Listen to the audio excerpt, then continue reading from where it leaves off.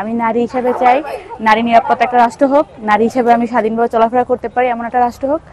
আর শিক্ষার্থী হিসেবে চাই শিক্ষা ব্যবস্থা উন্নতি হোক, আর হচ্ছে রাজনীতি মুক্ত একটা ক্যাম্পাস হোক। যোগ্য প্রার্থী থাকে যারা নির্বাচিত হলে ভবিষ্যতে জনগণের জন্য সুফল বয়ে আসবে, এরকম কোন প্রার্থীকেই আমরা ভোট দেব। অসৎ লোক যারা উস্কানি রাজধানী করে তারাকে আমরা ভোট দেবো না।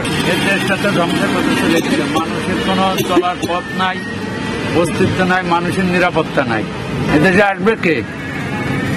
দেশটা তো ধ্বংসের পথে চলে গেছে। এদেশের সাধারণ মানুষের আয়, ইনকাম, কাজ কর্ম সব এদেশে বন্ধ, ব্যবসা বাণিজ্য সব। আমাদের কথা হচ্ছে কি যে আমরা নিরপেক্ষ, আমরা কোনো ব্যক্তিগত দল করি। তবে দেশের শান্তি শৃঙ্খলা বজায় রেখে সুষ্ঠু নির্বাচন হলে আমরা নির্বাচন চাই। তথাকথিত বাংলাদেশের এই দলগুলো বাদে বিকল্প কোনো শক্তি আসুক। তো বছরগুলো আমরা যে নির্বাচনগুলো দেখেছি, এটা দেখা যাচ্ছে সঠিকভাবে বাস্তবায়িত হতে পারেনি।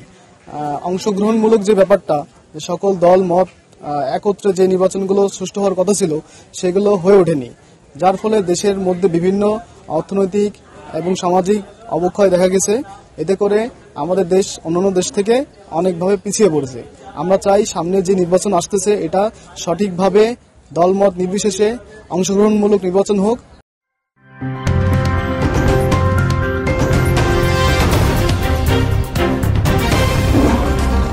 Voice of Tiger.